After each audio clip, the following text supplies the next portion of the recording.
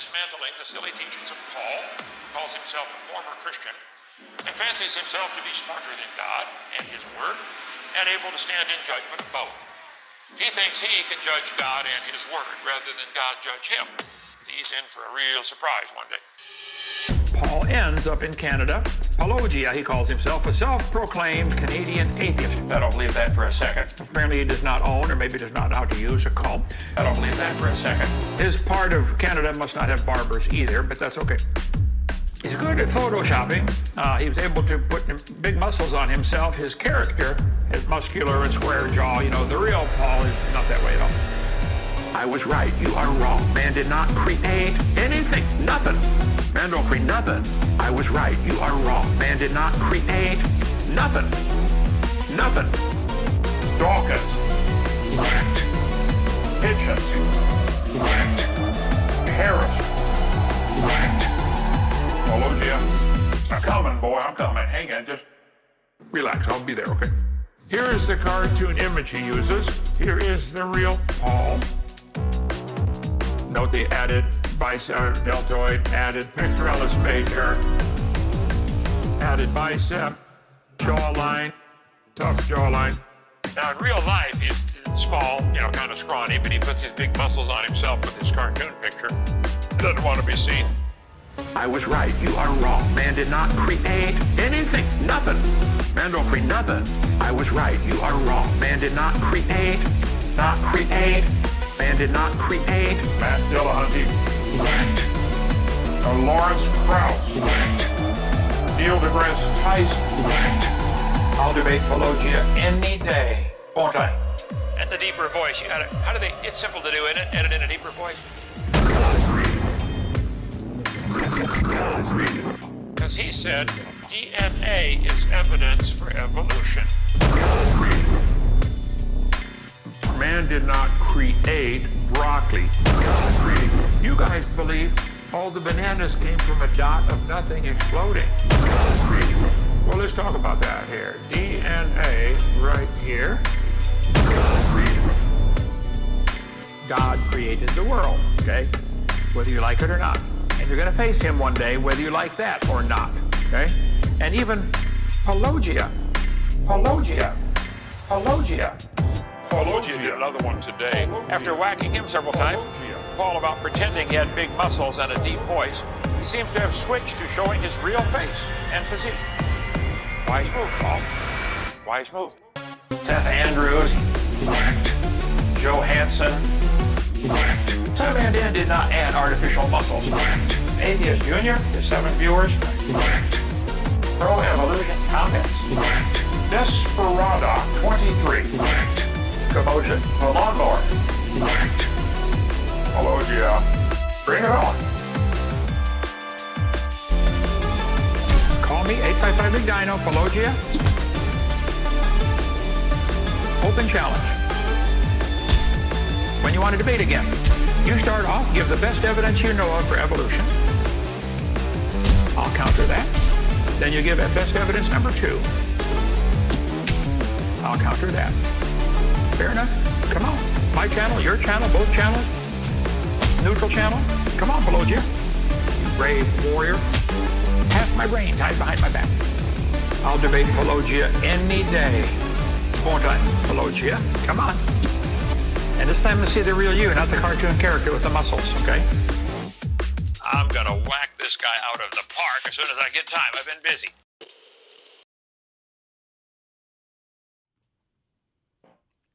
Welcome to Apologia Live, where a former Christian takes a look at the claims of Christians, live, here from Paulogia Studios in the lovely Nova Scotia, where it is crazy hot today.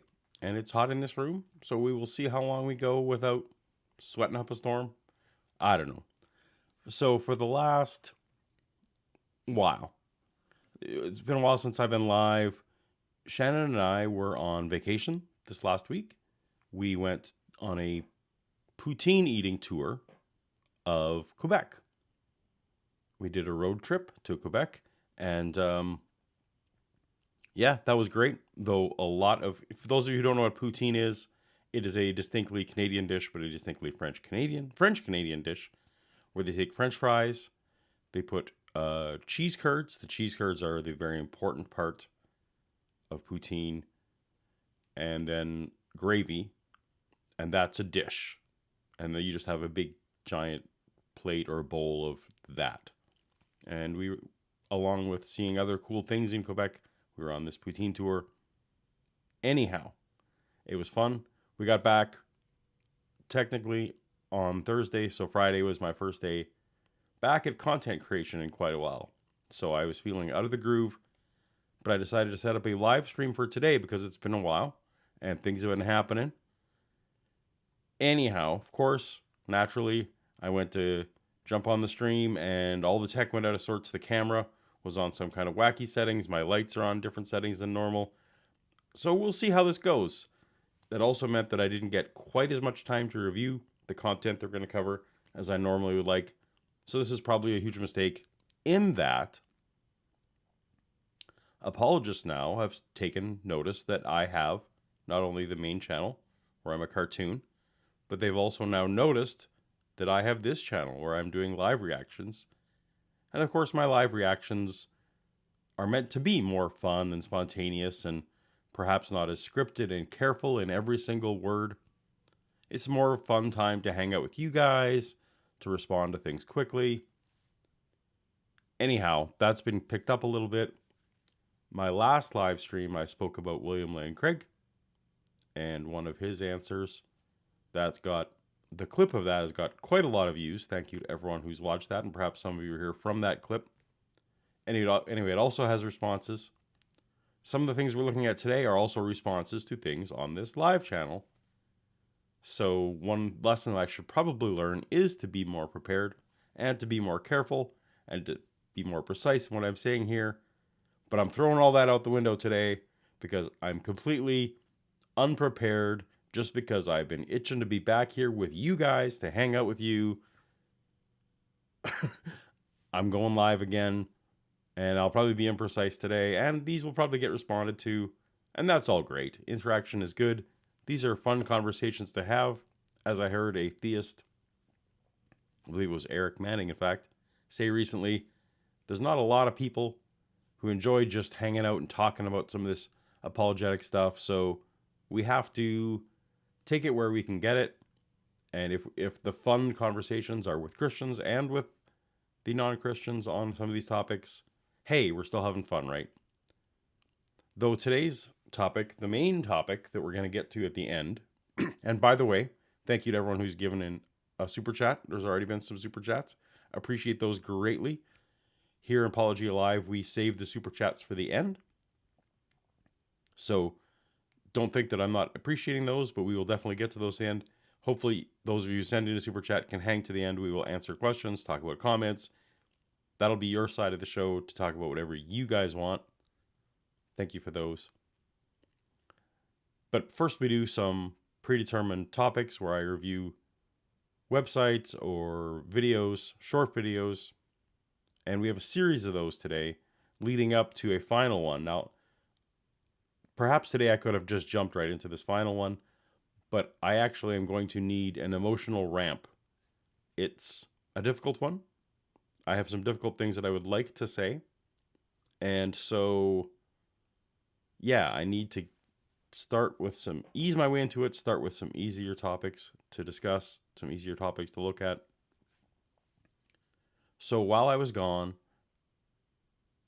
and while I was offline, both preparing for a vacation and on vacation, Braxton Hunter, who is a apologist online, he works on the Trinity Radio, I believe is the name of his channel. He was involved with a number of different live streams on both his channel and other channels. I don't actually know what the context was for all these videos. I didn't look it up and I didn't care enough to look, but it seemed like Mike from Inspiring Philosophy, Braxton from Trinity Radio, John from What Do You Meme, and I think it's Sean McKay, I believe his name is. Pardon me, John, if that's not correct. They were all in one place at one time. They were having different interactions, and then they were also having some other interactions with other people. So I took all those videos and I kind of pulled out some clips from those, and we're going to start by discussing those today. So thank you for coming along with me on this little adventure. And we will start with a clip that came from some Q&A sessions. So one of the videos that they were doing together was question and answers from the audience. So we will start with that. All of these things. What's your best argument for us having free will? Oh, Braxton has done a lot on this. Yeah, so I mean, it would depend on whether we're talking about biblical case for free will or just philosophical case for free will. But when I look through the scripture, I see a story of libertarian choice. Libertarian freedom is the view that whatever you did, you could have done otherwise, or at the very least, nothing external to you is determining your actions. So starting it off, good job, Braxton. I like that definition of libertarian free will. That is, of course, if someone asks, do we have free will? It's important to figure out what people mean by that question. Myself included, when I was a Christian, and a lot of people assume that free will means, are we making our own choices? And if that's your definition of free will, then we can have that discussion. I think Braxton alluded to that then. Is anything outside of us controlling our decisions?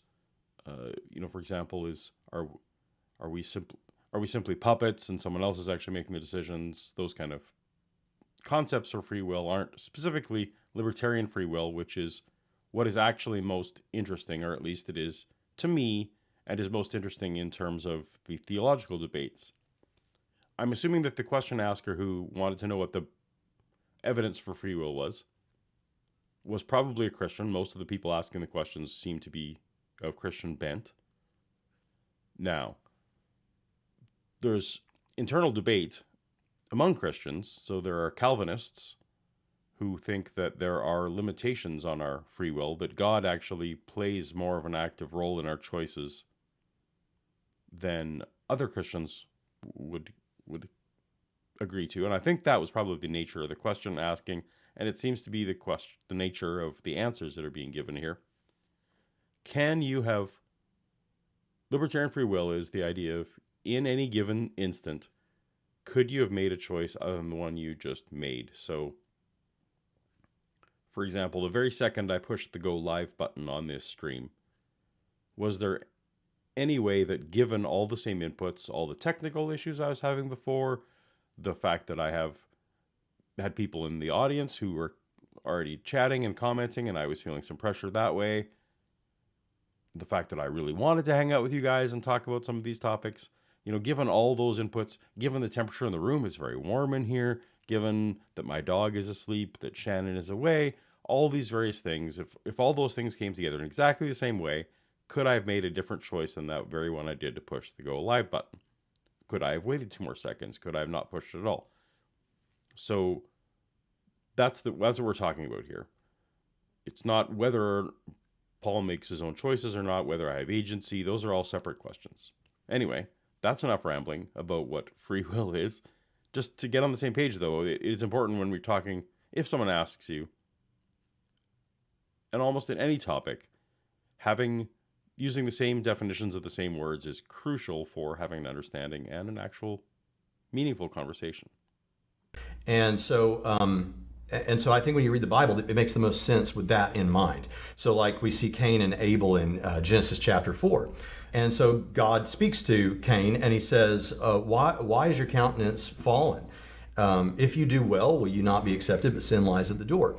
So he's giving Cain the impression, you don't have to do what you're doing right. You could do otherwise. And that seems to me to imply libertarian free will, because if it's not, it means, it seems like to me that God is saying something that is misleading or deceptive or something like that. Okay, so Braxton is laying out a case from the Bible that there might be free will. Of course, someone like myself, and probably a lot of you watching, although for some of you, the biblical evidence would be interesting. Biblical evidence of free will is not super interesting to us, though I'm not completely sure the example he gave would give you an example of libertarian free will.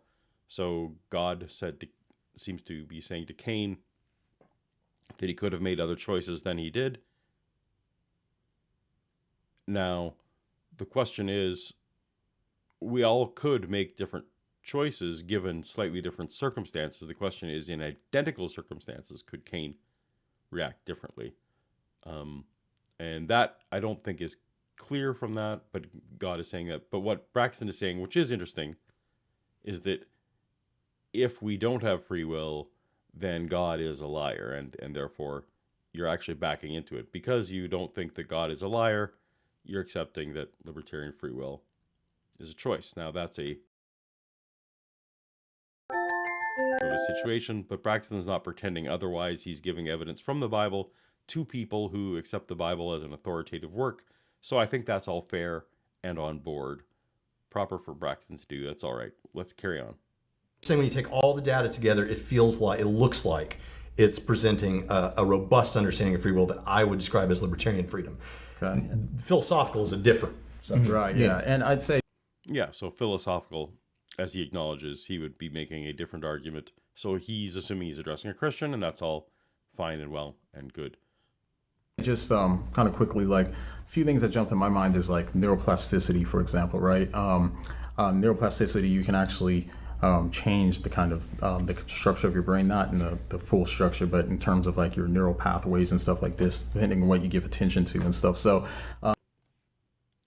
John here is, for some reason, throwing out neuroplasticity as some kind of defeater to a lack of free will, or to determinism. That would be the opposite. That would be what I actually hold, is that we are determined by all of the inputs and the chemistry of our brain at the very instant of decision, that given all those things, there is only one possible outcome. But he's throwing in the defeater, presumably as neuroplasticity. Now that is essentially what happens to our brains over time as we start to, for example, we start to take a certain route to work. Our brain starts to get used to that route to work, and actually that kind of, we can almost go on autopilot at some point, or it actually becomes more difficult to change things because we've got a heuristic, we've got a mental shortcut that always wants to take that route. Also, of course, you can also be learning styles. You can, hey, I study best at night, or I've become a skeptic as opposed to someone who accepts a lot of things for less evidence. These are all ways that we train our brain, and he's not wrong. Neuroplasticity is a thing. But that doesn't address the idea of libertarian free will in terms of at that instant that we make a decision, could we have made a different decision? What he's talking about is the decisions to affect future decisions. When we train our brains to act a certain way, we're training our future decisions to be a certain way. But that doesn't mean that when those future decisions are being made, that we could do otherwise in those precise instances. So this is a non sequitur. If a Christian brings up neuroplasticity, that doesn't actually affect free will. Neuroplasticity and the fact that we can even have rational, we can learn things, knowledge, rationality, love, all of these things here. But on the flip side of it, yes, we can learn things, we can experience love, we can all have experiences in life, and those are part of the inputs with which we make decisions. I'm going to make certain decisions in my life based on the love of my children, that if my children for some reason didn't exist, I may make other decisions. Paul, this version of Paul without kids would have made different decisions, of course. That's all trivially true. That doesn't affect, again, whether or not we have free will. John, this is another non sequitur from John. like, a lot of people make arguments against free will based on, I think it's kind of like an unfalsifiable argument. You know what I mean? Because I'm like, well, why? He was going on a good path, I thought, here just for 1 second. He called free will a non-falsifiable argument. I don't actually think that is incorrect to be used like a triple negative. I think I used in that sentence there. Whether or not we have free will is in and of itself probably a non-falsifiable claim, because we can't actually go back in time and relive any given decision to do an empirical test, for example. All we can use is our general research, general rationality, thinking things through, study of the brain and the way the brain makes decisions, but it's not specifically falsifiable in terms of having an empirical test. Now, there are psychological tests that have been done that help us to determine that a lot of times the decisions, our brain makes a decision before our consciousness is aware of them. And that is one of the potential, not defeaters, but it provides evidence for the idea that determinism is correct, in that our brain makes the choice before we're conscious of it.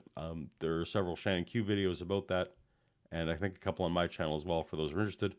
I'm talking a little bit long, but John had a good point. Falsifiability is important, but then he derails his own point. Are we having this discussion about free will? Would have to be because we're determined to do so based off of our brain chemistry. And again, I'm not sure what type of free will the questioner is referring to. From the philosophical side, John talked. That was a reasonable point there. He didn't. Again, if we're talking about libertarian free will, his answers were not all that helpful. If the type of free will that he's addressing is some kind of alternate description that is just vaguely, do we have agency, for example, perhaps some of his points had more merit than others. We'll see. Anyway, what does Michael from Inspiring Philosophy have to say? you remember that free will is intuitive. It's our starting point. We start with what we intuitively believe. And the skeptic of something, say like consciousness or free will, has to provide evidence that our intuitions are wrong on this. This is what prompted me to want to include this particular clip. Christians love intuition. I don't get why exactly. When you ask about objective morality, the answer to the evidence for objective morality is individual intuition. When you talk about consciousness, the answer is individual intuition. And when it comes to free will, again, the answer is individual intuition. And you heard Michael say just there, it is up to the skeptic, or it's up to someone else to disprove my intuition. Now, of course, that's something that's possible to do, again, when it comes to like, oh, my intuition is maybe that the earth is flat because it seems flat. Well, given enough evidence contrary to that, in terms of new information, you can convince someone that the earth is indeed round, even though it seems intuitive that it is flat. The trouble here is that my intuition is that we do not have free will. I've read books on this. I've read papers on this. I've thought about this. Pardon me. Sorry. Microphone. Distracted by my dog who's doing some kind of business over here that I hope will not affect the stream. Thank you, Bella.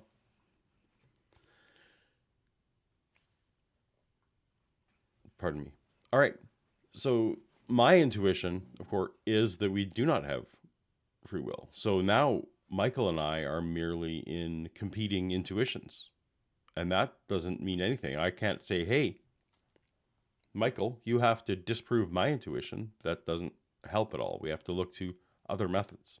So I feel like intuition is one of the worst ways of knowing things.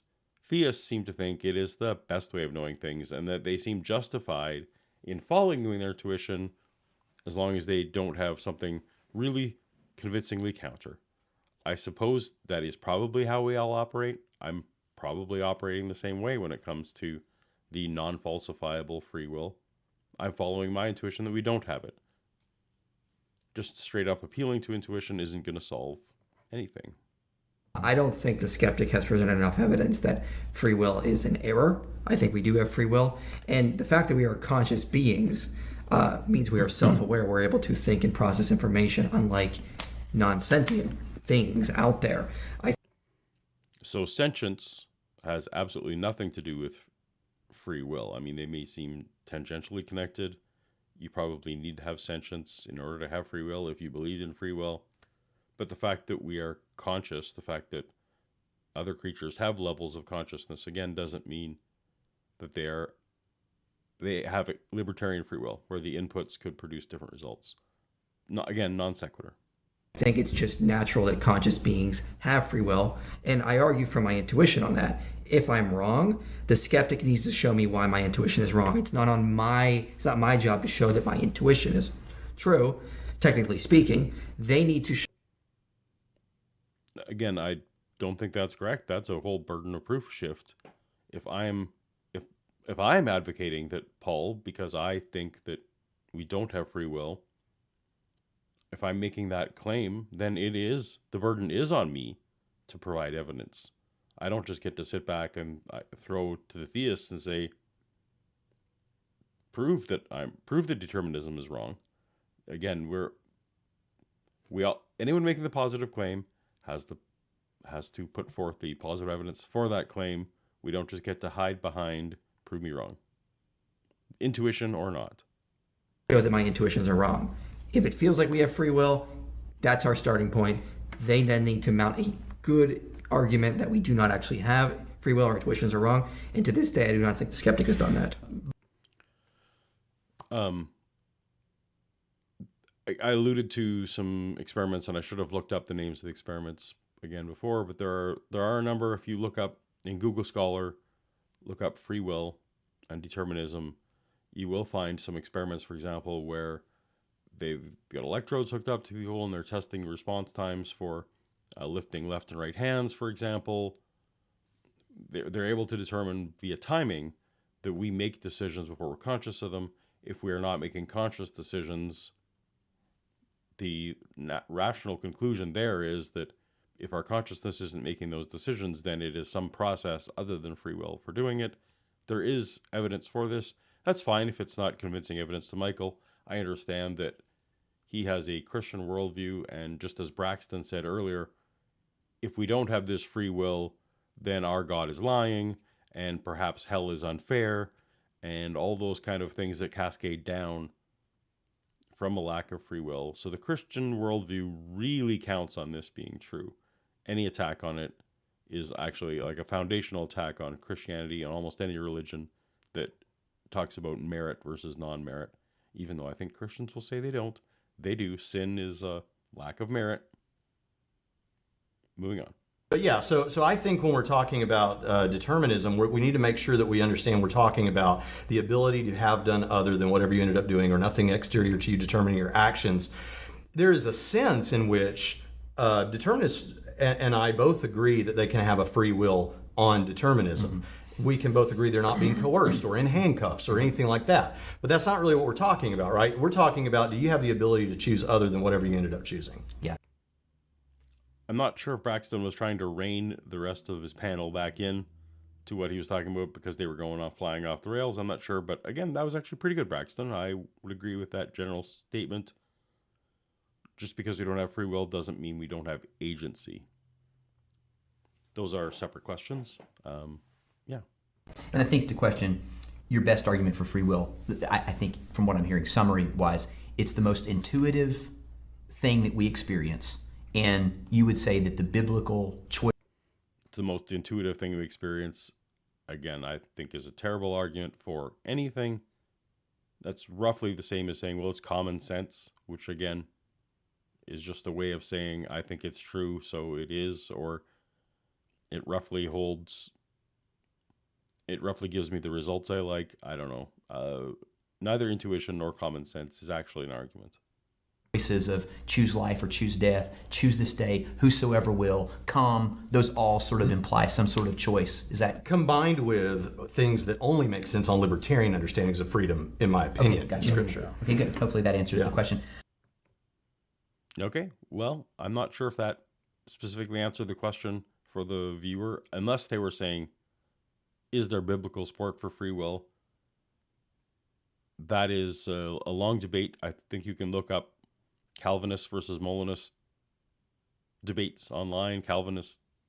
Any Calvinist debates. There is a debate in the Christian literature and different Christians about whether or not there's free will. It's very interesting, but it is let me say that again. It is foundational to the whole thing.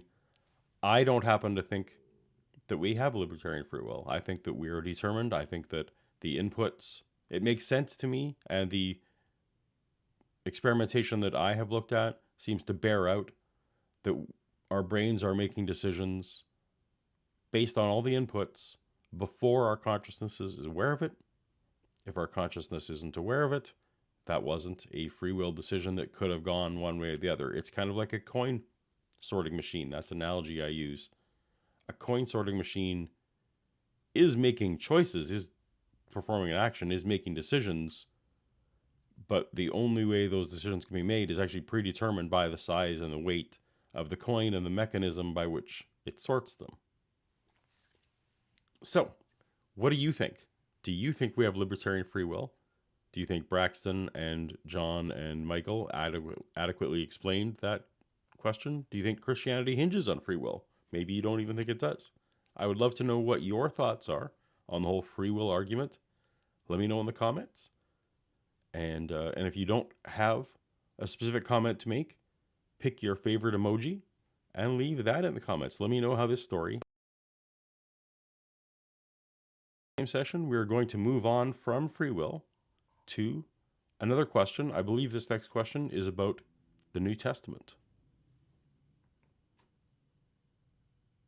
If Jesus didn't rise from the dead, could we have the New Testament exactly the way we have it today? If no, why not? No.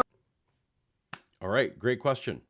If Jesus didn't rise from the dead, could we have the New Testament exactly the way it is? Now, I suspect this may not have been a Christian asking this question. If I had to suspect, this might even be a Pine Creek Doug question. I don't know. But the reason we ask this is, of course, the question essentially is getting to, did the actual event have to happen in order for people to write about it? Or is it possible people could have wrote about events in the same way, in the same style, with the same wording, if the events didn't actually happen? That is really an important crux of my case and other non-believers' cases, is that the New Testament is a recording of traditions and oral stories that were passed around that don't necessarily have had to have been rooted in reality in order for those to become stories that people believed. People can believe stories that are true or partially true or exaggerated or completely false. People can believe them and then write them down. So the question, that's essentially what the question is getting to. Let's see how they answer. Oh, because that Paul was basing everything on the fact that Jesus rose from the dead. The gospel authors were building up to this climactic moment. We won't even have the New Testament if Jesus didn't rise from the dead. Okay. So according to Michael, I cut off his no. Because in his view, because Paul was basing his writing on the fact, on Paul's perception that Jesus rose from the dead, that's a requirement. The tricky part here, Michael, is that I don't understand what would be the difference between Paul believing that Jesus rose from the dead and Jesus actually rising from the dead. How would the writing be any different if he's just fully convinced in a delusion versus the actual thing happening? So if I am fully convinced that my car is white. That's a bad example. It doesn't matter. If you're fully convinced of something, you will act in the same way, whether it is actually true or not. If I'm fully convinced that there is a hamburger in the fridge waiting for me to eat later, I will make all my choices for the day based on the fact that there is a hamburger in the fridge waiting for me, and that's what so perhaps I won't eat other food. I won't pick up other food. I will plan my schedule around all that kind of stuff. But I might go to the fridge and find out. I might even write a tweet about how much I'm looking forward to that hamburger and how great that hamburger is going to taste. But if I go to the fridge and the hamburger's gone, all those other things existed. All the other documentation, all the decisions I made were based on that hamburger being there in a way no different than if the hamburger actually was there. This is maybe a weird example, but something being true, I don't understand. Please help me, Christians. Why Paul couldn't have wrote every word he wrote exactly the same way if he was only merely mistaken about Jesus rising from the dead. I mean, I think you could have it. The content would be different. I mean, Very, it depends very on what different. you mean. If it by I mean, I liked that John said, well, you could have it, because of course you could have it. He said, but the content would have to be different. Again, explain to me why. Explain to me why Paul would have written a single word different if he merely believed Jesus rose from the dead versus Jesus actually having risen from the dead. Because I don't get it.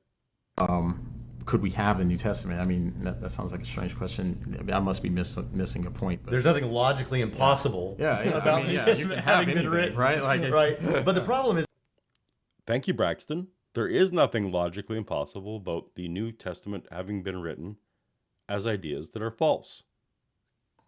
the thing that motivated Yeah. all of that was the resurrection. Yeah, it motivated. No, what motivated that was their belief in the resurrection. You'd have to show me how belief in the resurrection is insufficient versus an actual resurrection. The 7 changes in life and practice N.T. Wright talks about, and Yeah, all this that's right. launched off. Okay, that was a short one. Again, I'm ramping up to something towards the end that I kind of need this bit of emotional ramp up, so we're getting there. This was a little bit of low-hanging fruit, but I do really want to know from Christians, what exactly is it about the New Testament that makes belief in resurrection insufficient versus actual resurrection? If you're a Christian, let me know in the comments. If you're not a believer, let me know, is this perhaps a weird standard and something that, am I missing something when I ask this question? Let me know your thoughts. And we'll move on to the next clip now, which I've forgotten what it is. So we'll see. We will all be surprised together. Again, I'm back from holidays. Sorry, everybody. I'm a little bit wrapping up everything. I'm thinking ahead to our last clip, but here we go. But maybe you're familiar with the Spider-Man analogy. For those Yes. Spider-Man. out there that don't know, Matt Dillahunty and others have talked a lot about the Spider-Man analogy, which says, hold on, Others would include me. I use the Spider-Man analogy quite a bit. if you guys are saying, look at all this stuff we see in the Gospels from Luke and all that, that's like really specific locations, names, the types of work that somebody's doing, the right term, depending on where you're at, all of that. So this gives us great reason to trust the Gospels. And then somebody like Matt Dillahunty steps up and says, hold on, what if in 2,000 years we said, hey, look, there's a guy here writing about New York City. It's got the Empire State Building, the Statue of Liberty. Here's where it is. Here's the names of the streets. Therefore, there's a good case to be made that Spider-Man's true, that takes place in New York City. Your thoughts first? That's not exactly a Spider-Man analogy, at least not when I use it. I can't speak for Matt. When I use it, it's not to say that in 2,000 years people would have a good case for Spider-Man being true. The exact opposite. We're saying in 2,000 years they would not have a good case that Spider-Man is true. But if they accepted the kind of evidence that you guys are using, specifically, hey, names of the cities were names of cities, names of officials were names of officials. There are external details that try to anchor these stories in a historical time and place. Therefore, the events actually happened. All we're pointing out is that lots of stories, be they fiction or ideas that people actually throwing out that they would like to be true. For example, a criminal in a court case who's perhaps inventing his own alibi, he might be peppering it with details that are true, that perhaps I was with my friend and my girlfriend who probably are real people, and we were hanging out a certain park or something which isn't a legitimate place, or I was in bed and he has an actual bed. Again, the fact that there are details that one can anchor doesn't necessarily mean that the events are true. And it's particularly more problematic when these events are presented that are supernatural or beyond what we would normally see. So the Spider-Man analogy really points out that you can take a story that is as obviously fiction as Spider-Man, but still have anchoring points. And that if you want to use these anchoring points as a good reason for evidence, then you would also have to accept Spider-Man. That's the point. That by your criteria, Spider-Man is also true.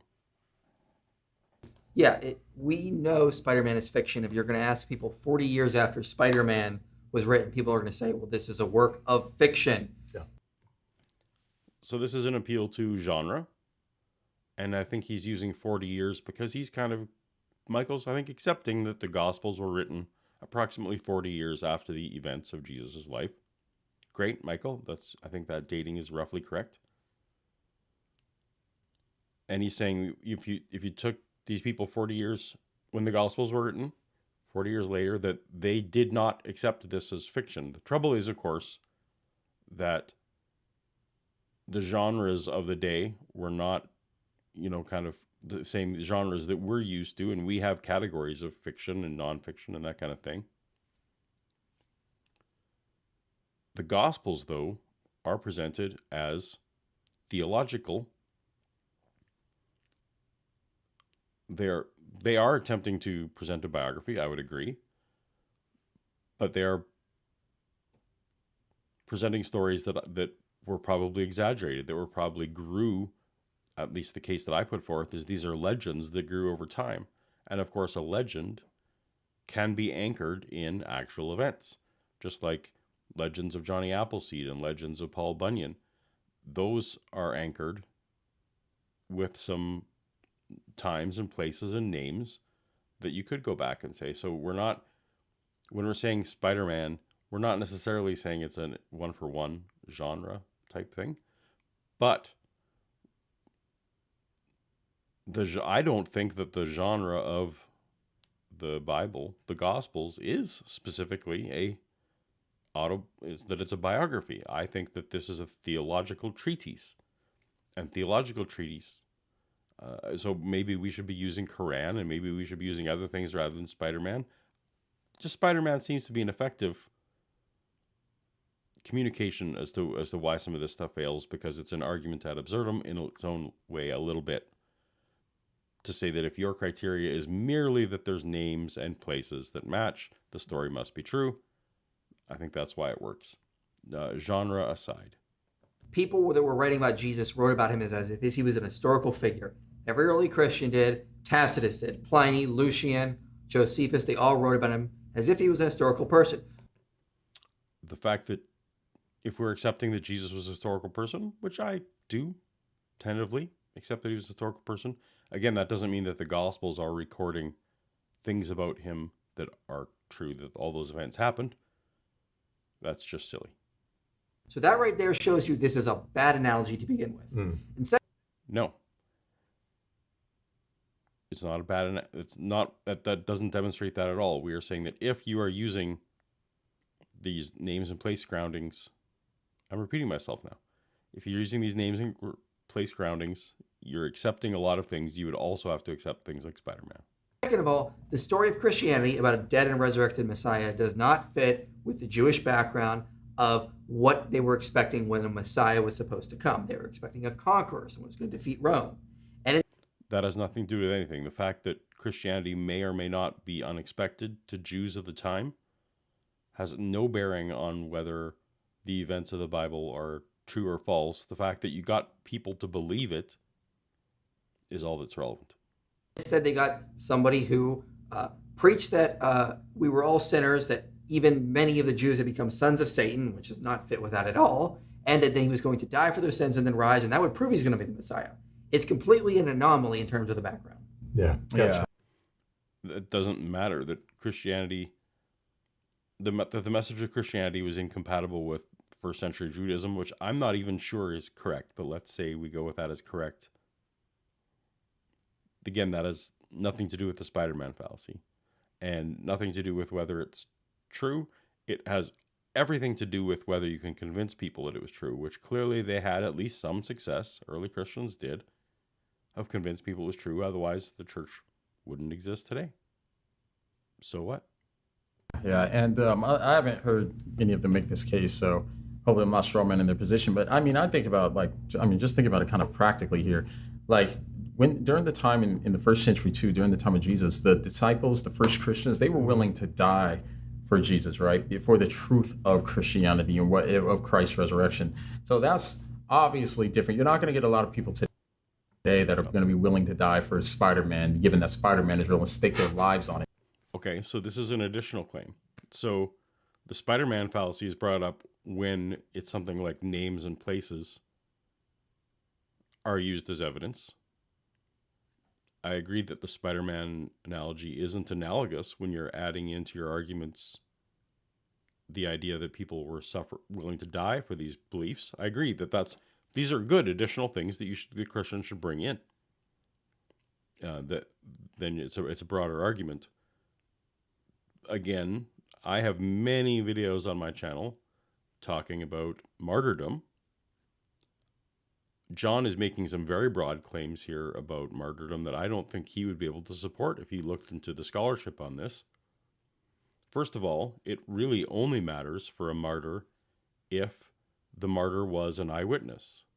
He would readily say, again, the Christians often do, they look at 9/11, for example, and say, well, those people who are willing to die for their Muslim beliefs, they weren't in a position to know whether it was true. So, of course, you can get people to die for things that they merely believe are true. It's exactly the case John is making. He would have to cite actual eyewitnesses of the resurrection in order for this to be for willing to die to be even a moderately meaningful guarantor of the truth claims. We don't have, the only person we have who has in his own name said that he was an eyewitness of resurrected Jesus is Paul. And Paul did die in around 64 AD. If all of history is to be believed in the way they do, that Nero, around that time, was persecuting and killing Christians in order as a scapegoat, in order to cover for a fire. Whether or not you think that's true, a lot of people will accept that Nero was using Christians as a scapegoat, that Peter and Paul both died under that. They didn't die because of what they believed in.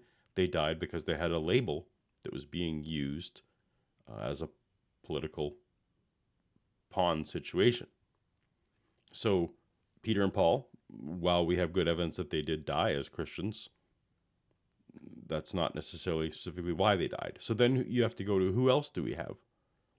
The evidence is terrible for all the martyrdom. You can look at many videos on my channel, including my discussions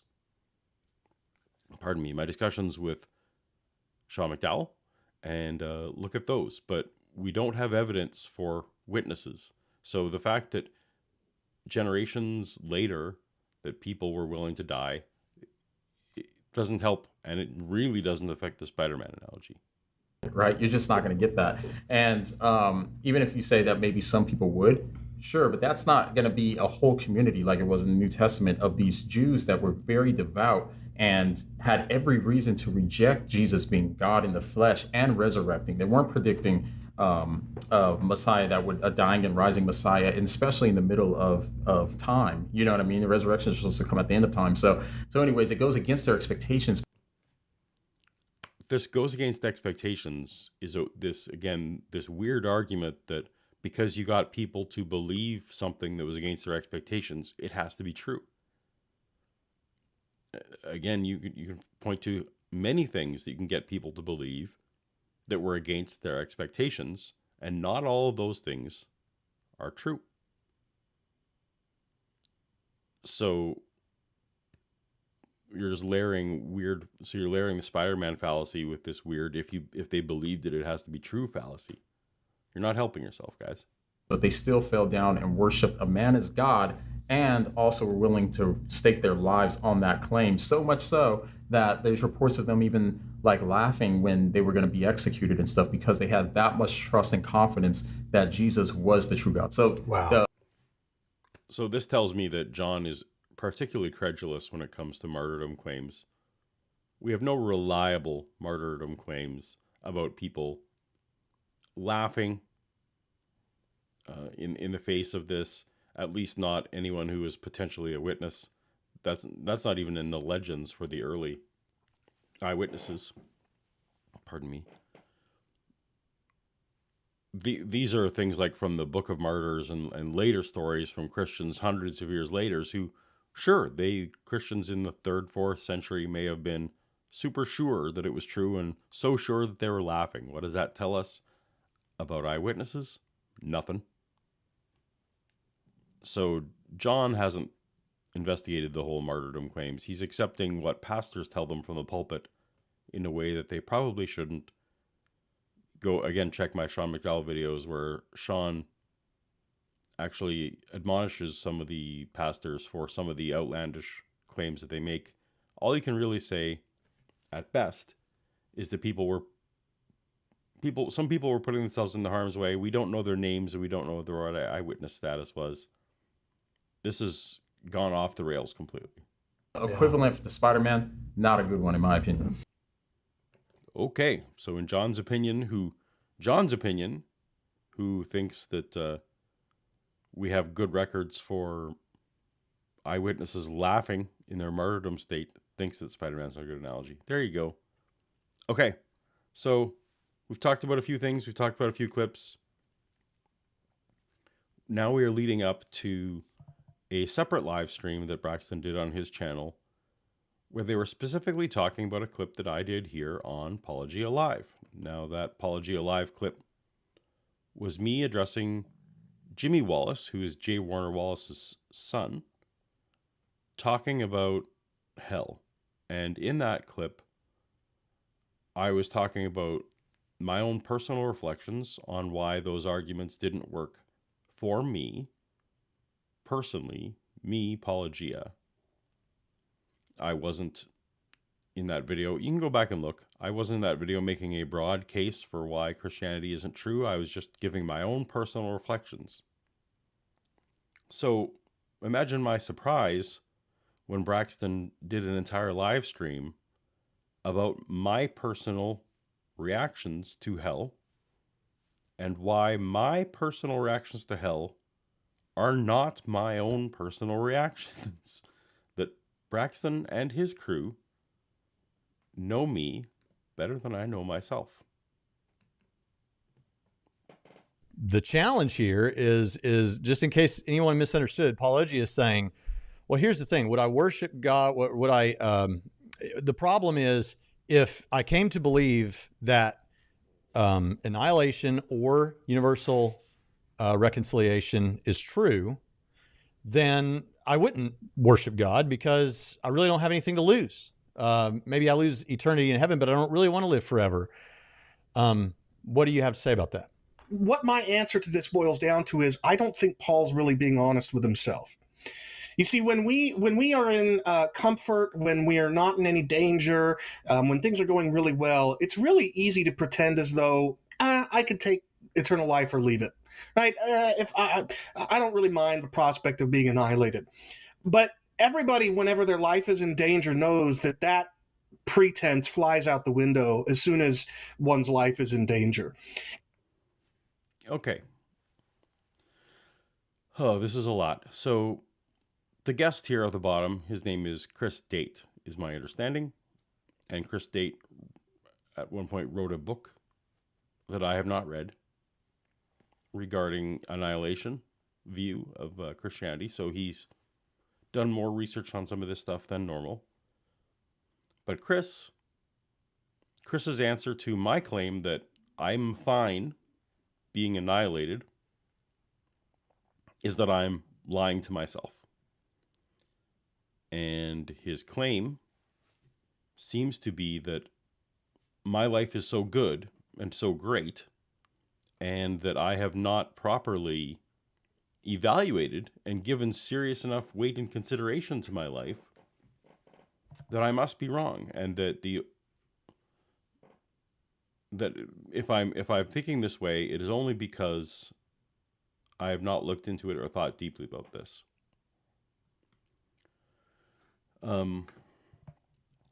We will use that in a moment what I wanted to point out here is this blog. This blog is called Chromosome 2, though you can currently reach it at paulogia.com.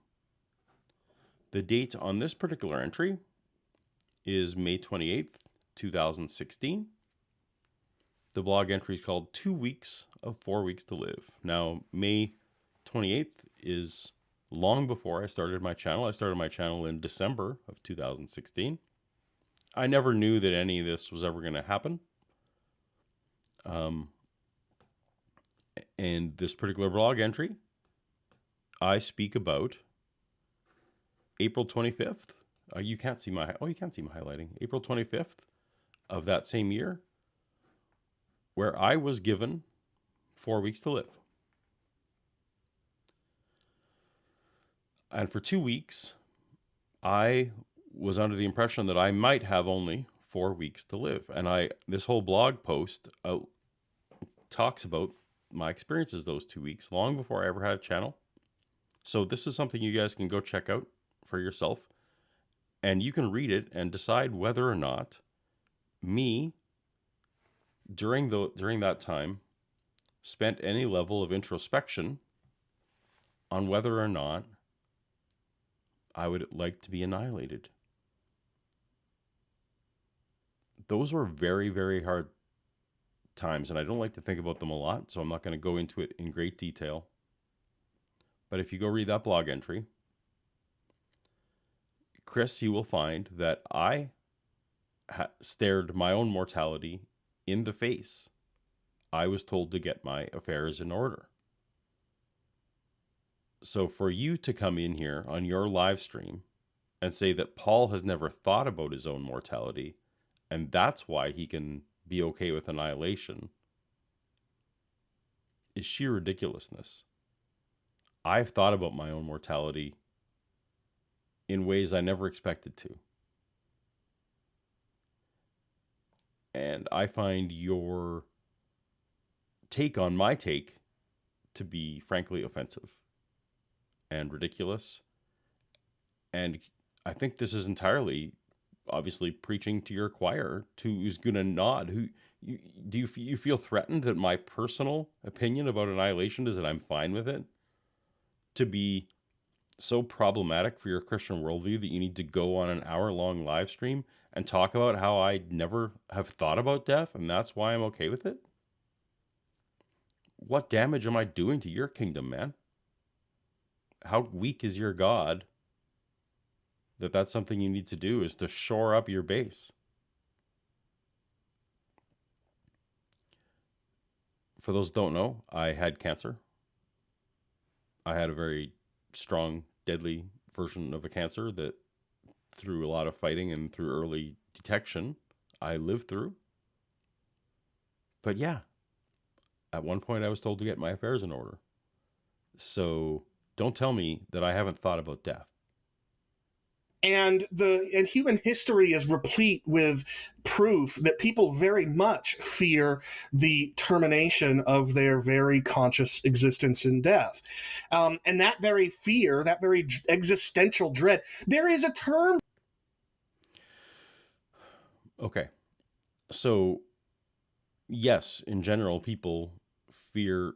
So he phrased it differently. They fear, the determination of their life or whatever. People fear death, and I actually fear the physical end of my life. So I am terrified based on I spent years in the hospital, and I saw different people live through cancer, and certain people lose their battles with cancer. I was able to witness it all around me, and everyone handled their own mortality differently. Some people, at the end of their fight, were willing. They were accepting of their fate, and they didn't seem terrified. But the physical discomfort of the ending of the life was unpleasant. Some people, well, I don't need to go into how it's unpleasant, but the physical end of your life can be miserable, and I fear it greatly. I fear being kept alive against my will, frankly. There's a reason why assisted suicide is a thing. a right that people fight for. It's not because universally we don't want to die. The fear of death is a healthy bit of evolution. I think that if we didn't fear death to some extent and try and avoid death, that our species wouldn't do that well. No species would do well that is trying to offer ourselves on a regular basis, or at least before we reproduce. He's going to talk about the literature here. Let him finish that sentence. For this, in the existential dread means something. It means exactly the kind of dread that we humans almost universally experience when we face or think about the prospect of our existence coming to an end in death. No, that's not correct. So let me go back to these tabs. So he's trying to talk about, in psychiatry, how there is a term, existential dread. On this particular website, existential dread is a profound, deep-seated psychic or spiritual condition of insecurity and despair in relation to the human condition and the meaning of life. So, a profound, deep-seated condition. As I'm going to go through some of these, when existential dread is talked about in the literature, they're not talking about the general fear of death. They are talking about it as an actual condition. So this particular, for example, Psych Central, what's an existential crisis and how can I overcome it? Let me put this on this screen so I'm looking more accurately. Existential crisis, which is another word for, per this article, existential dread. Is existential dread linked to mental health conditions? So they're not saying that their version of existential dread is the normal case that everyone has. It's actually an exception. And it is on some of the conditions that are evolved around it are obsessive compulsive disorder, borderline personality disorder, depression, anxiety. This is not the type of normal, everyday fear of death that you're talking about. Not everyone has what the psychologists would call existential dread or existential crisis. That's a more severe term. A couple more. Defensive strategies to diminish existential dread. Again, if the way psychologists talk about existential dread was as a normal everyday operating thing, we wouldn't be looking for strategies to diminish it. And actually, here was a terror management theory, was talking about, again, some of the literature in this area. Existential dread in the literature is not what you're talking about. And I don't want to. So he seems to be conflating two things here. He seems to be conflating fear of the dying, the actual fear of the end, versus, which I would agree, generally that's a healthy thing to fear death, but that's not the same as saying, I want to live forever. Death is often painful. Death means an end to certain things, but that does not go hand in hand with, I want to live forever. There's actually a reason why movies like Highlander and any movie or literature or book where you've got immortal characters, often those characters simply want to die. They simply want their life to come to an end. That resonates, again, if we want to go back to what's intuition, but it resonates with us that those don't go hand in hand. Fear of death and wanting to live forever are not one and the same thing. Like you said, it's easy to say when you're living life and somebody asks you a question, but your life is of relative comfort, especially here in the West in comparison to other places in the world. But when you're living a life of comfort and you're not thinking about it too deeply, yeah, it may seem something that this is not something I'm going to have to deal with in the immediate. So again, they're talking about me specifically, accusing me of not having thought about death deeply. And there's no reason for them to know that I once faced a death diagnosis. There's no reason that they could possibly know that, so I don't blame them for that. But what kind of psychoanalysis is this?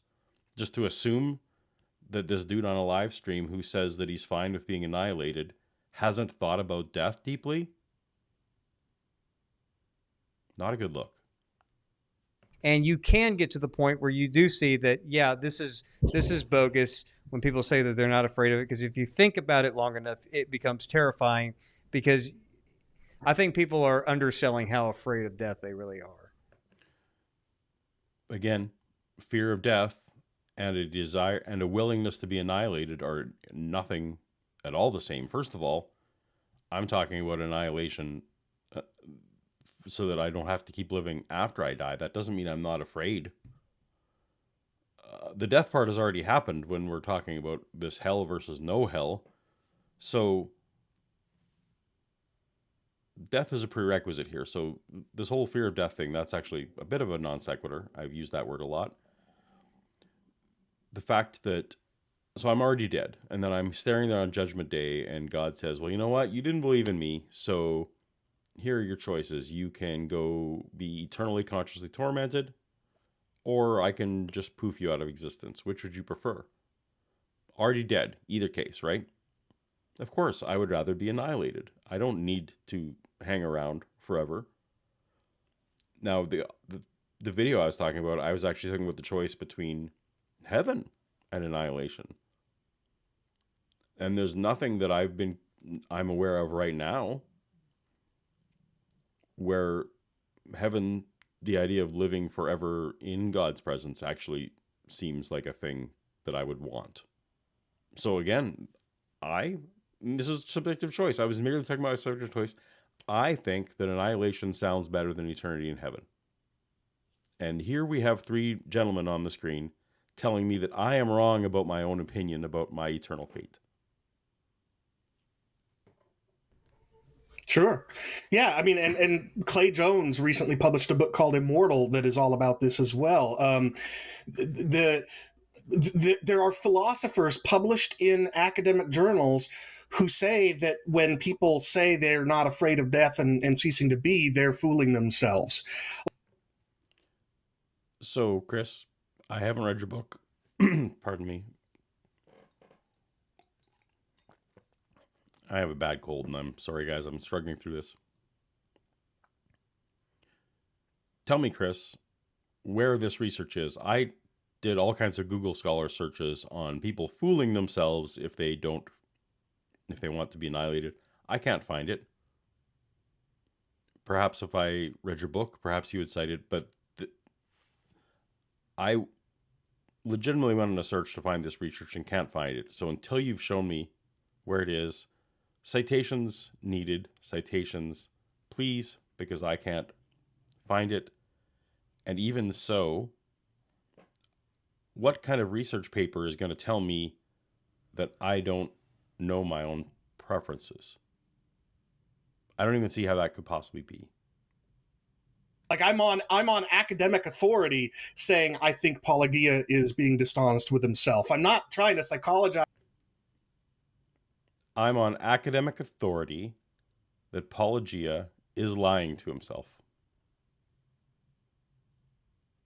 Necessarily, I'm just observing that philosophers know they can tell that people are typically, not always, but typically fooling themselves.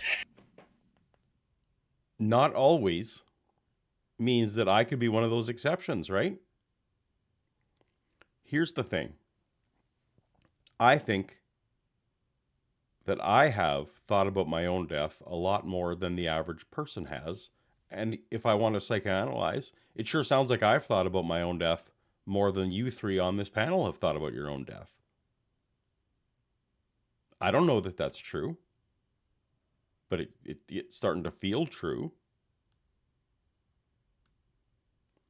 And I could throw out this accusation that because you guys fear death so much and you haven't thought about the fact that annihilation is fine, that's why you believe in God. Yeah, the only reason you believe in God is because you're afraid of death.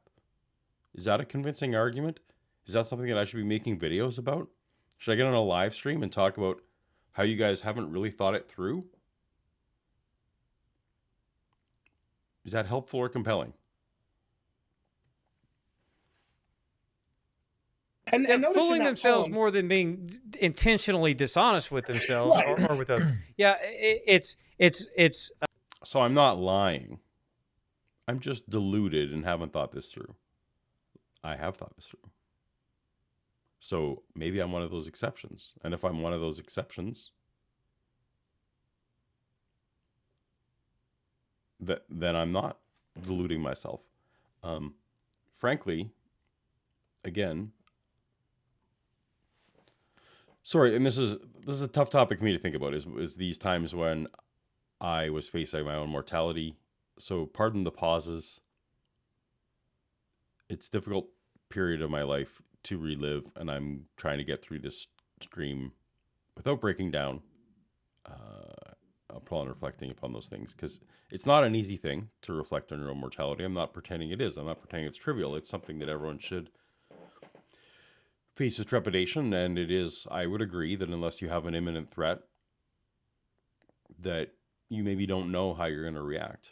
I don't think anyone can really predict accurately what they're going to do when they're facing death.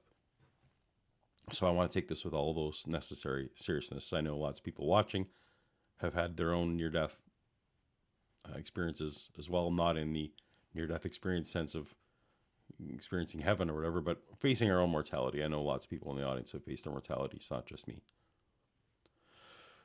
Where was I going with this? Oh, that I'm not lying to myself, is what he said. Sorry, I've lost my thought again. Let's keep listening.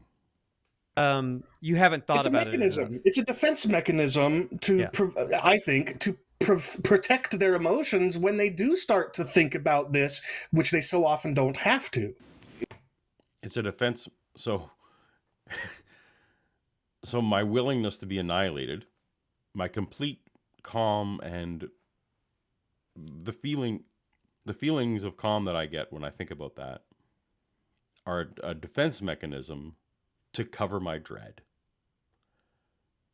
But but let's say that's the case. I mean, then I don't have the dread, right? Even if it doesn't matter whether, like, let's say I took a pill, a non-dread pill that just removed dread from my life, or, for a day or whatever, then it still is true that I'm not operating on dread at that point. Whether I got there honestly, dishonestly, through trickery or whatever, or it's just a merely excuse, the fact is I'm not operating on dread at that moment.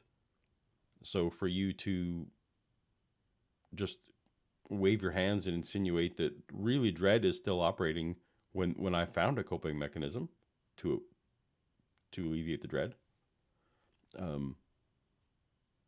just means that your point is moot. Now, it doesn't get introduced real well here. He's throwing up a clip of Christopher Hitchens. Now, those of you who know Christopher Hitchens' life well know that his particular life ended with a battle for cancer.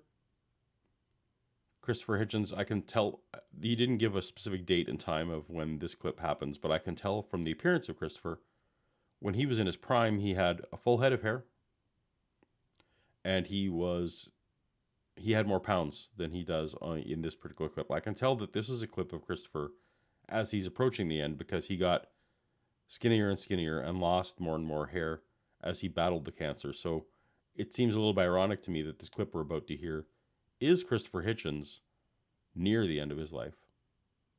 It's unlike any belief that Sam and I can offer you. Maybe all kinds of discrepancies between scientific views. We cannot promise you things of this kind, as religion always has to people. It doesn't make us morally superior, but it does mean, and we're not particularly happy with what we propose, which is overwhelmingly likely that annihilation and extinction await us. Okay, so I didn't put this Christopher Hitchens clip in there. They did. This is something that Chris wanted to be played on the stream. Hitchens basically saying there,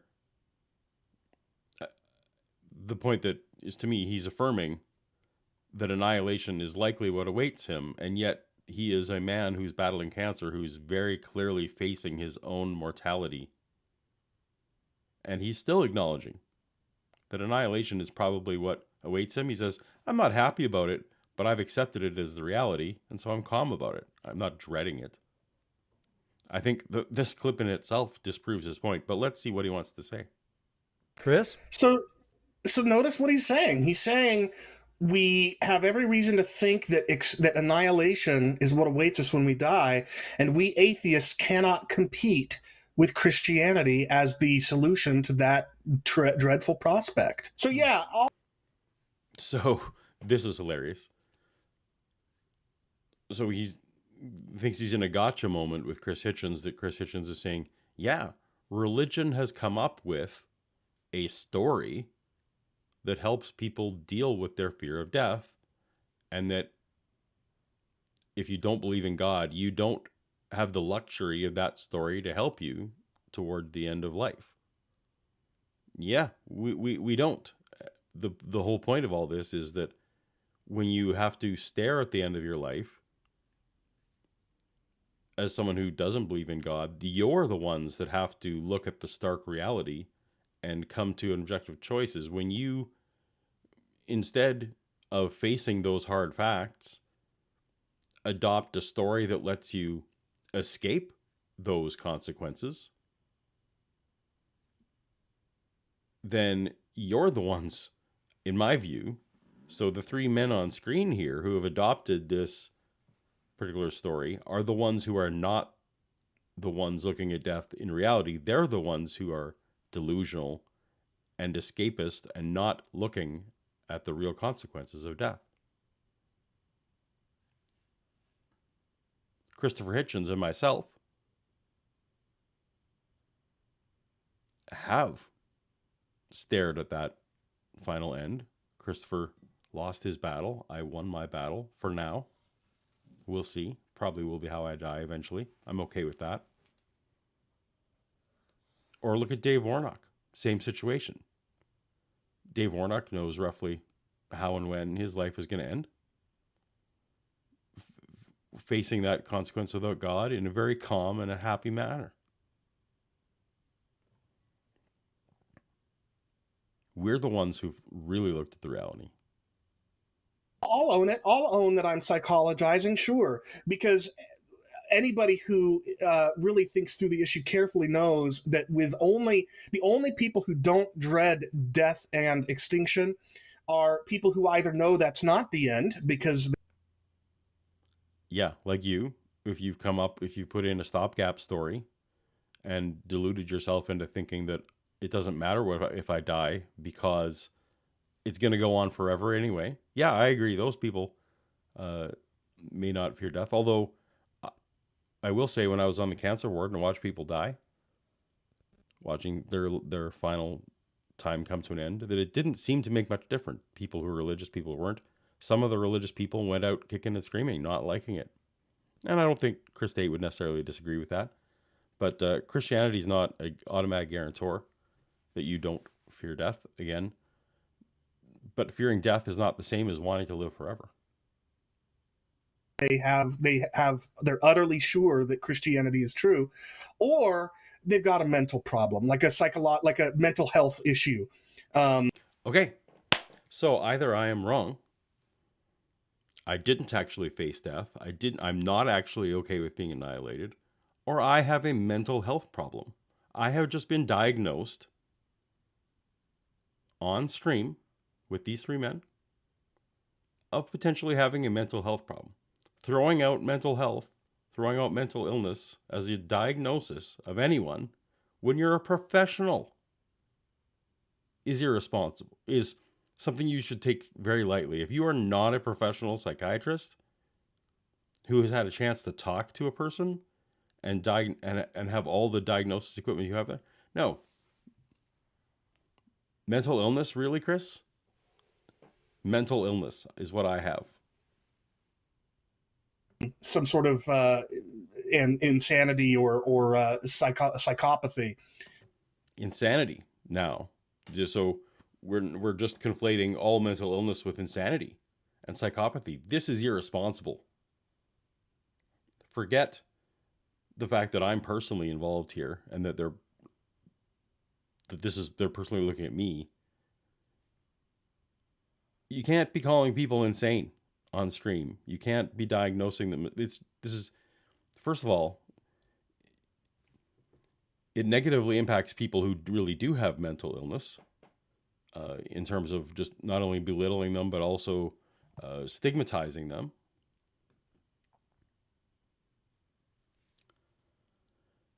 So it waters that word down. It hurts that way, but it also, anyway, that's the main thing.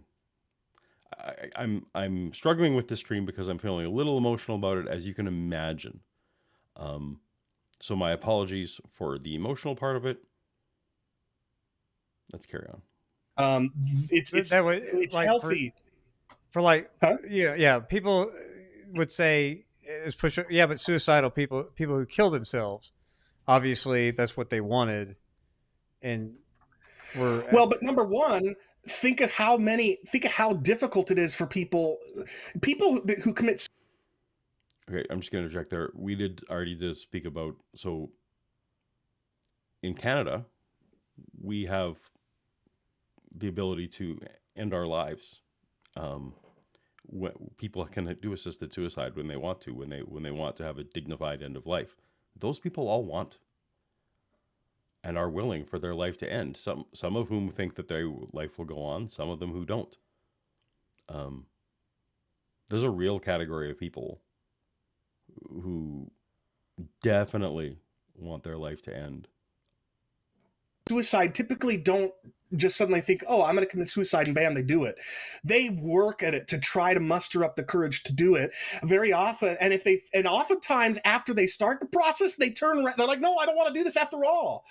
And even those who do follow through with it do so because they're in a. Okay, he's going to say something really terrible there too. So here's the second thing. So I already talked about my diagnosis that I was going to die, or at least the doctor's suspicion that I was going to, and to get me to get my affairs in order. Now we're talking about suicide, and I don't think I've ever talked about this on stream before, anywhere, but there was a time in my life when I wanted my life to end,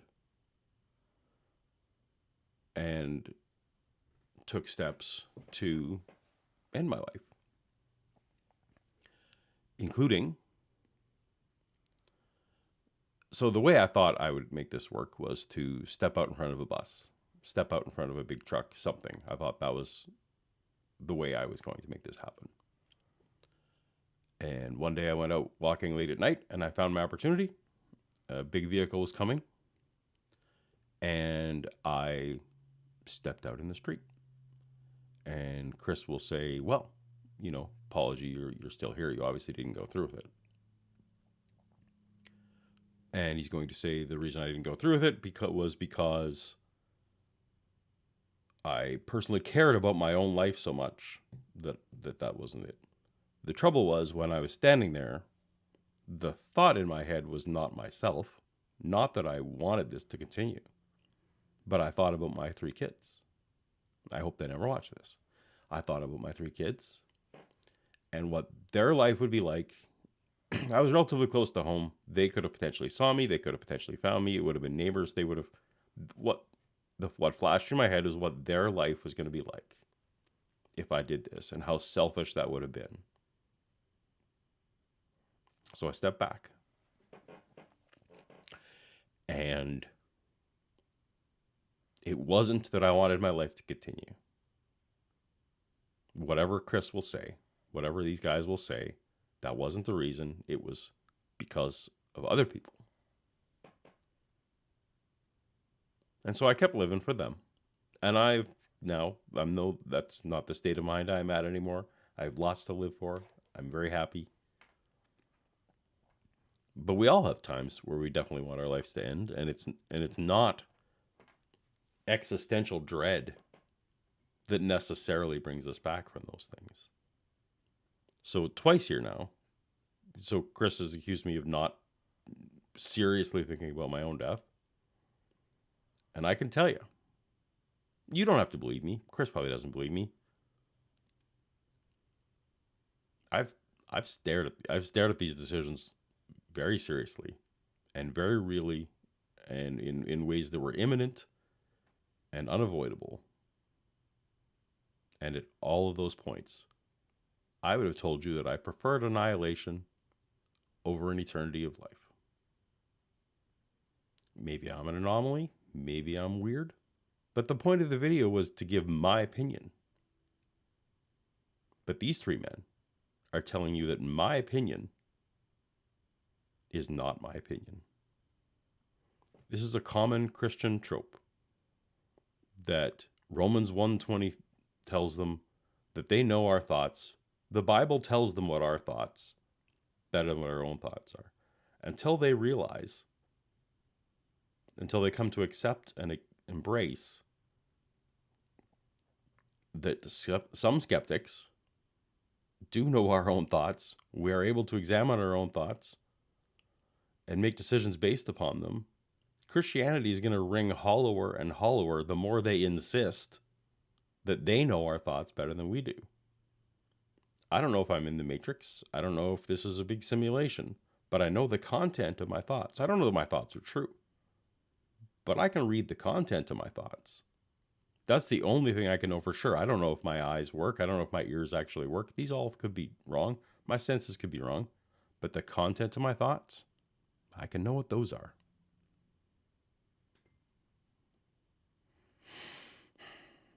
It seems to be hopeless, no hope of ending the suffering that they're experiencing. But what Christ offers isn't just merely everlasting life in pain. That's what the doctrine of eternal torment offers people. No, what Christianity offers is an eternal life in bliss. Yeah. And guess what?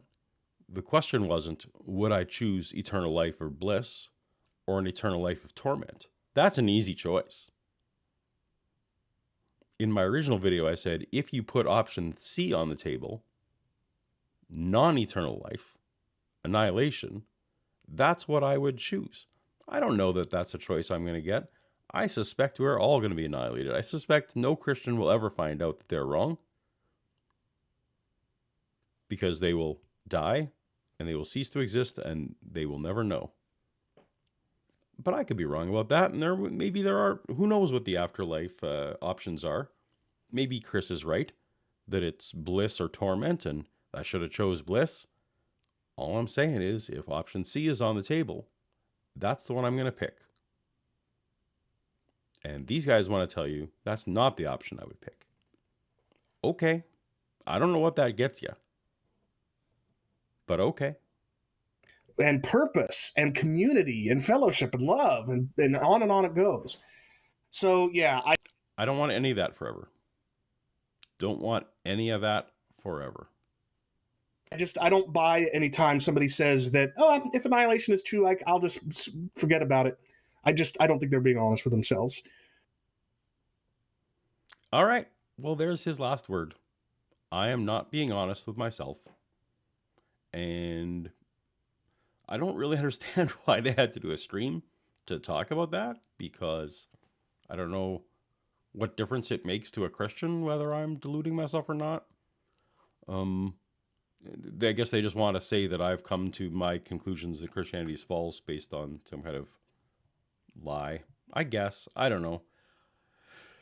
I wanted to mainly come on stream to show you that I have thought about these things seriously.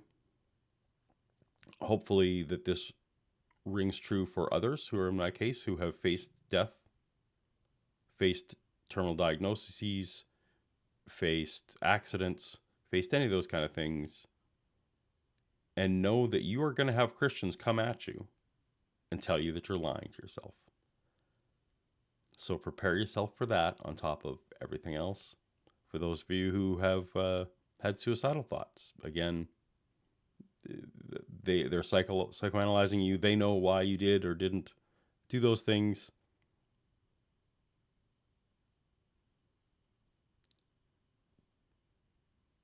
Chris is wrong.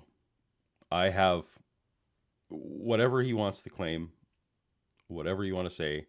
I have thought about my own death in detailed ways, and that's all I'm here to say. So,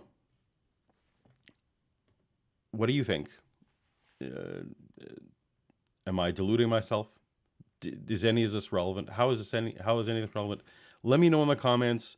what emotions this stirred in you, what arguments am I missing, all these things.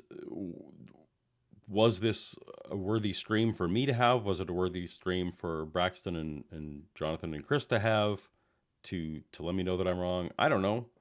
Let me know in the comments your thoughts, or if you want to talk about it now, we can leave me a super chat, because that is where we're heading. We are heading to the super chat portion of our show. Let me jump there, and we will see what we got. Pardon me, it's just this. It's a bit of a weird transition to go from reliving my days of my own death, my own mortality, to jump into super chats. But we're gonna get there. Let's do it. So we start with Conservative Mirror. Give me a super chat. Apology equals whacked. I'm assuming this was during the intro when I was playing my Kent Hovind whacked video. Thank you for your super chat so much, as always, in the support of your channel. Heather Brown, also $2, whacked. Same comment. And Stub W with a $10 super chat. Thank you so much for supporting our channel this way. Whacked. And while financial, because I'm now, as you guys know, I'm now doing this full time, and I'm getting back on the horse after my vacation. So your financial support is always appreciated. But the other ways you can appreciate, I would love to see the Paulogia Live channel grow and reach more people. So if you can leave comments like we've been talking about, if you can subscribe if you're not already subscribed, and maybe give me a thumbs up on the stream, that would all be appreciated, as well as these super chats. Thank you so much. All right, moving on. Jason Jacoby became a member. Welcome, Jason. You will have new emojis to play with, and appreciate your support. Grimlock for $5.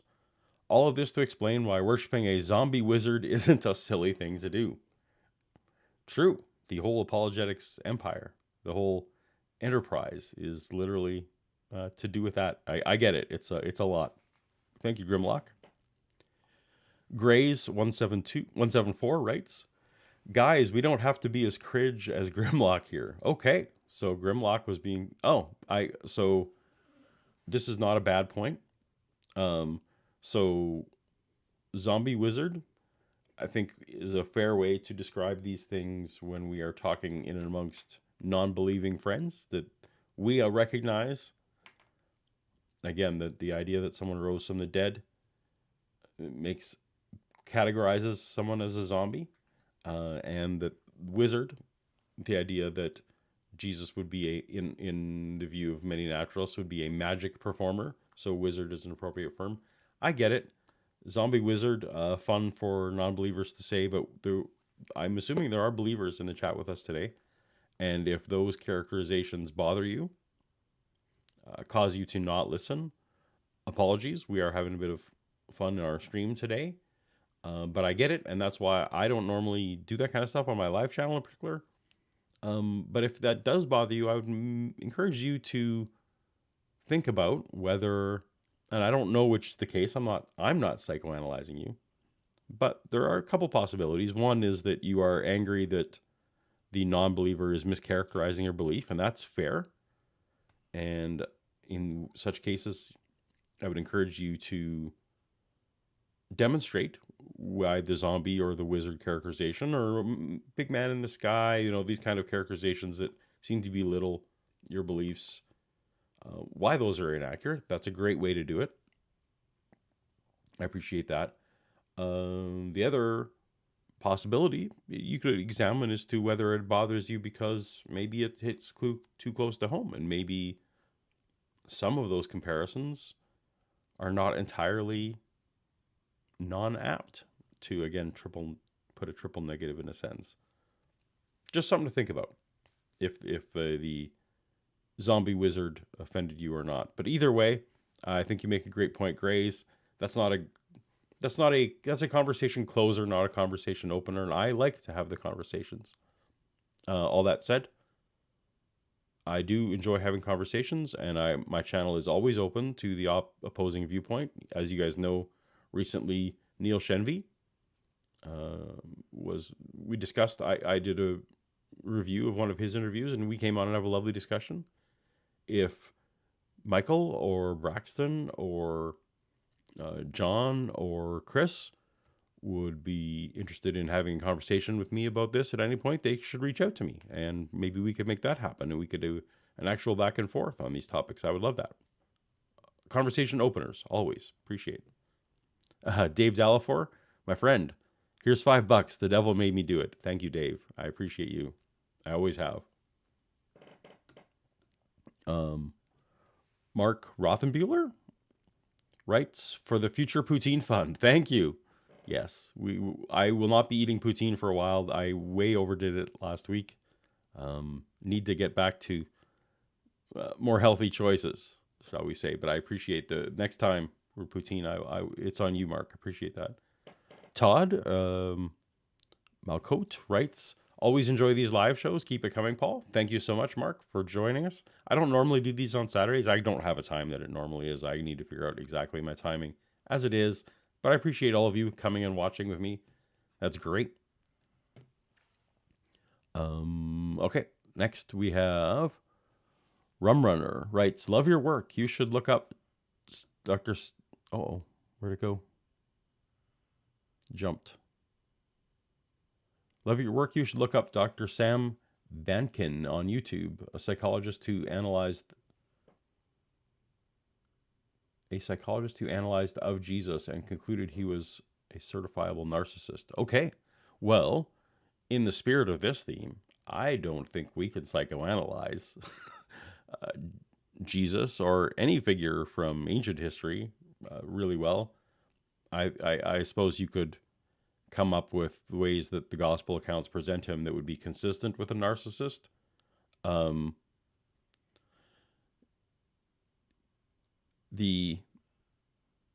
Anyway, given this is a stream where I am advocating that we don't psychoanalyze these kind of things, that's probably not something I'm necessarily going to look for. But the other part of it is, of course, I'm not convinced that the gospel is accurately representing what Jesus' words or actions or any of these characters. So we're psychoanalyzing fictional characters at that point. All that said, that's probably interesting, and I appreciate the donation, Rum Runner, and I will check it out. But I'm in the spirit of today's things. We'll see. David Chess writes, thanks for all your work against these silly myths. You're very welcome, Dave. It's my pleasure. Lou Reilly became a member. Thank you. Welcome. Grimlock, another $2 super chat, or they were laughing because they're insane. Yeah. I don't remember what that was referring to. Someone was laughing, but anyway, we'll get back to that. I forgot what that was about. If someone wants to remind me in the chat, that'd be great. About the most sane person I know. Well, hopefully that's about me. Thank you so much. LOPNC. Question of Reclaim writes, thank you. The courage to share difficult moments in your personal life to help others is a wonderful demonstration of your compassionate character. Thank you. I thought long and hard about whether I wanted to do this stream. I just needed to. So there's a couple of things. So one is my kids might potentially watch this, right? I don't think they actively watch my channel. I don't know for sure that they do or don't. Making them relive moments that they know about, where I almost died, where they almost lost their dad, is tricky to go through, and I'm getting emotional about it again. And they also don't know about my suicide attempt, which wasn't, again, I stepped away, no big deal. But, I know what my emotional state was then, and I don't necessarily want to expose them to that again. So was my hesitancy. I do hope that this will in some way be helpful to people. And most of all, I hope that it will have some apologists maybe think twice before they start accusing people of not having thought through their own mortality and death, just as a blanket excuse to disregard my whole effort, to disregard my own personal opinion about annihilation, to sweep that away as Paulogia has not thought about his own death. Is just something I couldn't let sit. So thank you for going on this with me and all your support, both financially and calling it courageous. I appreciate that. All right, Grimlock. Enough suicide talk. Let's discuss the weather. Yeah, the weather here is very hot. It's warm here, and I'm gonna go work in the yard when this is done, and it's gonna be sweaty. How's the weather where you are? Hopefully better. Jason Jacoby for $10 writes, "Giddy up" with a heart. Thank you so much, Jason. Mississippi. Oh, I've lost it. Atheistet. Thank you. You're appreciated. Thank you so much for the super chat. I appreciate that. I'm appreciated. Reality, good stream. We'll have to watch it again because the Troll Olympics in the chat. I'm sorry about the chat. I don't know what's happening there. Hopefully moderators have it covered. Tamara Means writes, "Thank you for opening the kimono. Christianity has been one of the worst things from a mental health. As a former MB, I assume Mennonite Brethren, if you are, sister in Christ, I guess, former Christian in his life. Actually, with last name Weens, I'm guessing you were a Mennonite. That's a very Mennonite name. Thank you, Tamara. Who needs to hate when you've got Christian love? Yeah, sometimes it feels that way. Bethany Matthews for $20. I appreciate your ability to address topics like today, even though they're hard to talk about, without getting too Canadian angry. Yeah, I wasn't angry today. I was when I first listened to the stream. A little bit of a how dare you. That wasn't the point, though, today. I'm not angry with them. I just think it was irresponsible and demonstrates some serious weakness in what they're doing if that's what they're resorting to. Oh, Trinity Radio. Okay. Braxton, presumably, for $10. No need to read this out, so I won't. It ends with, "I really care about you." Thank you if it's Braxton or Jonathan or whoever it is. Yeah, I think that is a good... There was some careless words there and some blanket statements that were irresponsible in my view. And anyway, thank you, Braxton, for reaching out, or whoever it was. And hopefully you caught some of the rest of the stream where we chatted more cordially. And as I mentioned, I was serious. My mic and my channel is always open for discussions if these are discussions you'd like to have. Noran Deputes Tsai, I don't always get these pronounced correctly, from Anti-Citizen X video. "Our actions are determined by our situation and nature. Random libertarian free will just means our actions are partly random."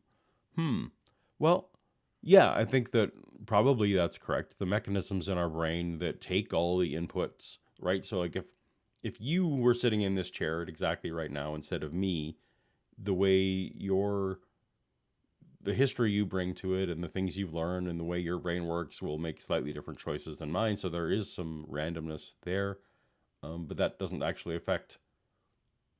I don't think it's partially random, the individual choices we make. The idea that we could go back, that the same individual with the exact same circumstances could have made a different decision. That's what the debate is. I don't see any evidence that we could. But again, you can go watch the start of that video. We don't need to relitigate that here. Paul, I'm glad your life is positive for you and your family now. I'm so sorry these jerks are so disrespectful and arrogant. I appreciate it. Thank you so much. Diana. Tamara Weens became a member. Welcome, Tamara, former Mennonite. Deanne King, also I left it just a $5 super chat. I appreciate that. Pugnacious Pug writes, "Do you think that you will ever do a video on some of the Eastern religions like Hinduism or Shintoism? I know they aren't as present in our lives, but I think it would be nice to cover some of them." So that's a question I sometimes get, is why... That's actually an accusation Christians sometimes make, right? Well, if you're an atheist, why aren't you equally covering all the religions? Why are you focusing on Christianity? My channel is not a atheism channel. My channel is a former Christian looking at the claims of Christians.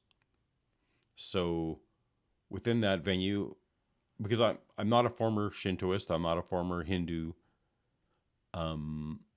I don't have a lot to say about... I don't have a lot of expertise to lend to that. If someone wanted me to go on to another channel and give my opinions about other religions. And I have looked into some other religions to certain extents.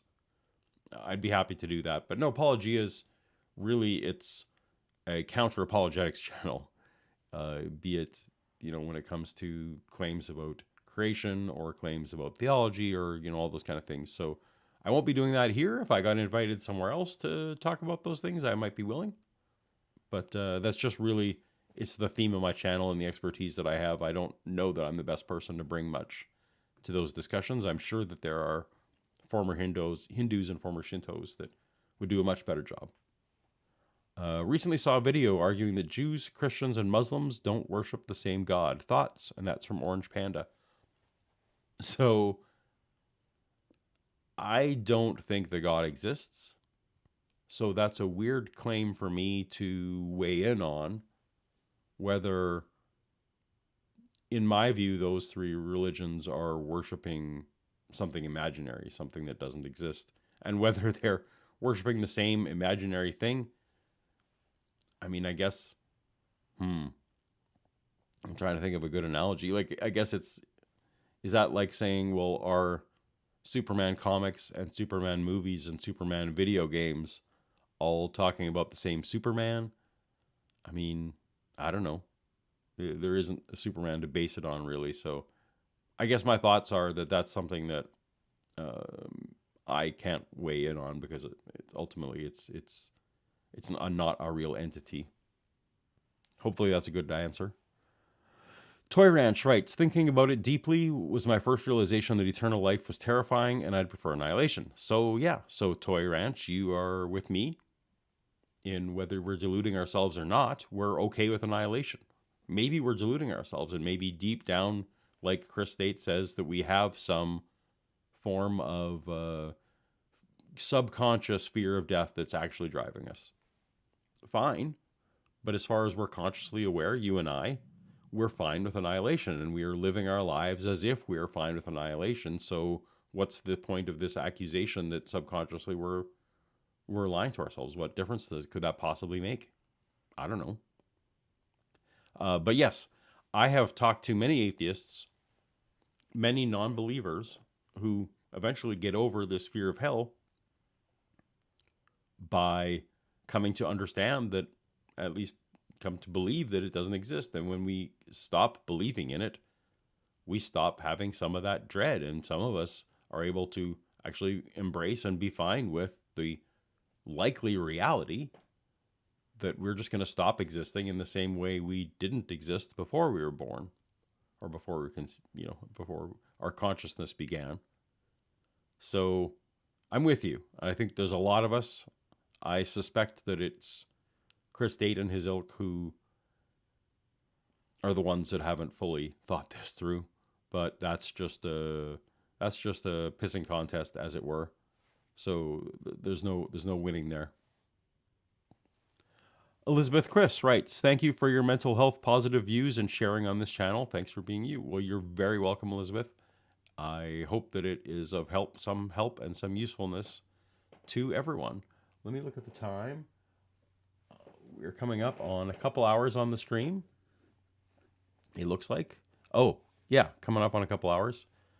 Let me see if there's anything. So if anyone wants to tag me in the chat, we've gone through the super chat. If anyone wants to tag me, I am willing to, at this point, perhaps take a couple more questions for a few more minutes.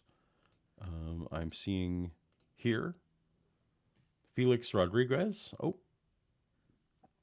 Felix writes, how do you use the idea of exist in your godless system of understanding when you claim that God doesn't exist? Well, exist would... That's a good question. Exist would be something that is a part of reality, as opposed to merely a concept or a construct. Something that's part of reality. It is true. So the concept of Superman exists, but Superman, an actual being, doesn't exist, as in there isn't a real Superman. So that's the way I'm talking about God. Certainly the concepts of God exist. That's undeniable. Many people come up with their own concepts of God or a shared concept of God, but that doesn't. You'd have to demonstrate that being is part of reality for me to accept that they exist. Theoretically, that should be trivially easy for a God to do. God could demonstrate their existence and reality quite easily, one would think. And then, of course, reality as adjudicated by predictive power, right? So when we say that something's real, like with the door behind me is real, the way we test that is this, we use our senses, which we know are unreliable. We use our senses as best we can to make predictions that if the door was there, we reach out our hand, we should feel it. If we open our eyes and look at it, we should see it. If we open and close it, that we can hear it. Mainly that if we step through it and we are in a different room, then I'm justified in tentatively holding that there's a door there and that there's a door that's part of reality. Oh, hello, Chris. Welcome to the live stream, Chris. I'm sorry for the inconsiderate insensitivity, for hurting you, for drumming up memory of your past experience. Truly, I'm sorry. Thank you, Chris. I appreciate that. There's no way that you could have known that I faced imminent death a few times. That's not something that I publicly put out there. It's not part of my persona, so I don't expect anyone. It's not a matter of that you should have known or anything like that. I just think that's an irresponsible claim to make of anyone, that you know their minds and you know their hearts, especially when it comes to something as serious or as, I don't know how you could, Chris, I don't understand how you could possibly go on a stream and just say that I know what someone's thinking more than they do. When you acknowledge that it wasn't a universal trait that people dread death, that's obviously not correct. It's not universal. But I appreciate you coming, and I appreciate you reaching out and leaving that comment. Thank you so much. And should you ever wish, I don't know if you were here for it, but should you ever wish to talk about it on a stream or something, or privately, that is something I'd be up for. That means a lot. Thank you. All right. Well, we're coming up to the top of the hour, and I am not seeing further tags. Other than Chris is leaving a few more comments. So Chris, I'm happy to have this discussion further off camera with you, and appreciate you stopping by and showing care and compassion in what I'm sure is your normal state of being. So it wasn't a point to bash you, but more to talk about some of these mental health issues. So, all right. Thank you so much, everyone, for watching. I appreciate all the super chats. I appreciate all the likes and subscribes, all the things that you've done. I am going to now turn to my rest of my Saturday activities to to get some work done on some videos, since last week there was no new videos for everyone. So we look for both here on the live live channel and the main channel, regular content returning this week. And I've forgotten how he closes things off. So until next time, I will see you guys later.